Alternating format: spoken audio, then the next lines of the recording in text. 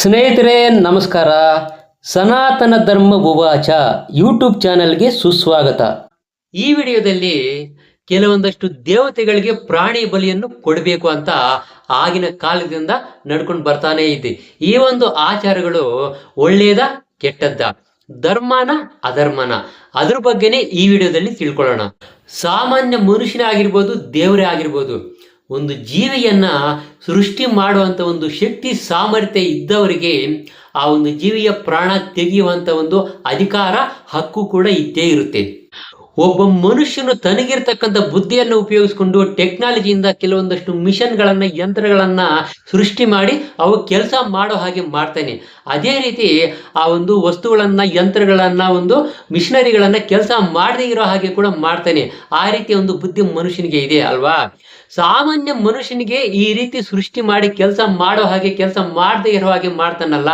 ಸಾಮಾನ್ಯ ಮನುಷ್ಯನಿಗೆ ಅಷ್ಟೊಂದು ಶಕ್ತಿ, ಸಾಮರ್ಥ್ಯ, ಬುದ್ಧಿ ಇರ್ಬೇಕಾದ್ರೆ ನಮ್ಮನ್ನು ಸೃಷ್ಟಿ ಮಾಡಿರ್ತಕ್ಕಂಥ ಆ ಭಗವಂತನ ವಿಭಿನ್ನಾಂಶಗಳಾಗಿರ್ತಕ್ಕಂಥ ಕೆಲವೊಂದು ದೇವತಾ ಅಂಶಗಳಿರ್ತವೆ.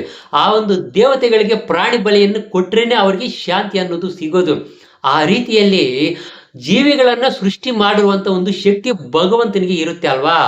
ಆ ರೀತಿ ಶಕ್ತಿ ಇರಬೇಕಾದ್ರೆ ಭಗವಂತನ ವಿಭಿನ್ನಾಂಶಗಳಾಗಿರ್ತಕ್ಕಂಥ ಕೆಲವೊಂದಷ್ಟು ದೇವತೆಗಳಿಗೆ ಪ್ರಾಣಿ ಬಲಿಯನ್ನು ಕೊಡೋದು ತಪ್ಪು ಅಂತ ಈಗಲೂ ಕೆಲವರು ಹೇಳ್ತಾರೆ. ಅದು ಯಾವ ರೀತಿ ತಪ್ಪಾಗುತ್ತೆ? ಆಗ್ಲೇನೆ ನಾವು ಹೇಳಿದೀವಲ್ವಾ, ಒಂದು ವಸ್ತುವನ್ನಾಗಿರ್ಬೋದು, ಒಂದು ಜೀವಿಯನ್ನ ಸೃಷ್ಟಿ ಮಾಡ್ತಕ್ಕಂಥ ಒಂದು ಶಕ್ತಿ ಇದ್ಮೇಲೆ ಅವರಿಗೆ ಅದನ್ನ ಜೀವ ತೆಗೆಯುವಂತ ಒಂದು ಶಕ್ತಿ ಕೂಡ ಇರುತ್ತೆ. ನಮ್ಗೆ ಆ ಶಕ್ತಿ ಇಲ್ಲ. ಯಾವುದೇ ಒಂದು ಜೀವಿಯನ್ನು ಸೃಷ್ಟಿ ಮಾಡ್ತಕ್ಕಂಥ ಒಂದು ಶಕ್ತಿ, ಸಾಮರ್ಥ್ಯ ನಮ್ಗೆ ಇಲ್ಲ, ಆ ಬುದ್ಧಿ ನಮ್ಗಿಲ್ಲ ಅಂದಮೇಲೆ ಒಂದು ಭಗವಂತ ಸೃಷ್ಟಿ ಮಾಡಿರ್ತಕ್ಕಂಥ ಆ ಒಂದು ಜೀವಿಯ ಪ್ರಾಣ ತೆಗೆಯುವಂತಹ ಒಂದು ಹಕ್ಕು ನಮ್ಗೆ ಯಾವ ರೀತಿ ಇದೆ? ದೇವತೆಗಳಿಗೆ ಆ ಒಂದು ಪ್ರಾಣಿ ಬಲಿಯನ್ನು ಕೊಡೋದು ತಪ್ಪು ಅಂತ ಹೇಳ್ತಾರೆ ಅಲ್ವಾ?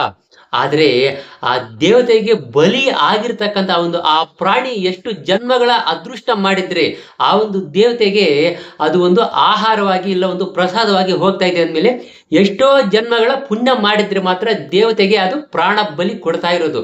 ಅದನ್ನ ಮನುಷ್ಯ ಅರ್ಥ ಮಾಡ್ಕೋಬೇಕು. ನಮಗೋಸ್ಕರ, ನಮ್ಮ ಇಂದ್ರಿಯಗಳನ್ನು ತೃಪ್ತಿ ಪಡಿಸೋದಕ್ಕೋಸ್ಕರ ಪ್ರಾಣಿ ಬಲಿ ಕೊಡೋದು ಪಾಪ, ದೇವತೆಗಳಿಗೆ ಪ್ರಾಣಿ ಬಲಿ ಕೊಡೋದು ಅದು ಪುಣ್ಯ.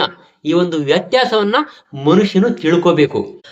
ಭಗವಂತನು ಸೃಷ್ಟಿ ಮಾಡಿರುವಂತ 84 ಲಕ್ಷ ತರದ ಜೀವಿಗಳು ಎಲ್ಲ ಕೂಡ ಆ ಭಗವಂತನ ಮಕ್ಕಳಿದ್ದಂಗೆ ಅಂದ್ಮೇಲೆ ಆ ಭಗವಂತ ಯಾವುದೇ ಒಂದು ಜೀವಿಯ, ಸಣ್ಣ ಜೀವಿಯ ಪ್ರಾಣ ತೆಗಿಬೇಕು ಅಂತ ಹೇಳ್ತಾನ?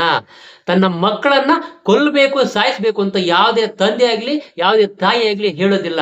ಹಾಗಿದ್ಮೇಲೆ ಪ್ರಾಣಿ ಬಲಿ, ಜೀವ ಹಿಂಸೆ ಮಾಡೋದು ದೊಡ್ಡ ತಪ್ಪು, ಅದು ಅಧರ್ಮದ ಕೆಲಸ, ಪಾಪದ ಕೆಲಸ. ಅದನ್ನು ಭಗವಂತನು ಒಪ್ಪೋದಿಲ್ಲ. ನಮ್ಗೇನಾದ್ರೂ ಗೊತ್ತಿಲ್ಲದೆ ಇದ್ರೆ ಯಾರನ್ನಾದ್ರೂ ಕೇಳಿ ಆ ಒಂದು ಸತ್ಯಾಂಶ, ಆ ಒಂದು ಪರಮಾರ್ಥವನ್ನ ತಿಳ್ಕೋಬೇಕು. ಅರ್ಧಂಬರ್ಧ ತಿಳ್ಕೊಬಿಟ್ಟು ಕೆಲ್ಸಕ್ಕೆ ಬಾರದೇ ಇರೋ ಎಲ್ಲ ವಾದ ವಿವಾದಗಳನ್ನು ಮಾಡಬಾರ್ದು. ಏನಾದ್ರೂ ಪೂರ್ತಿ ಪ್ರಮಾಣದಲ್ಲಿ ತಿಳ್ಕೊಂಡು ಆಮೇಲೆ ಏನಾದ್ರೂ ಮಾತಾಡ್ಬೇಕು.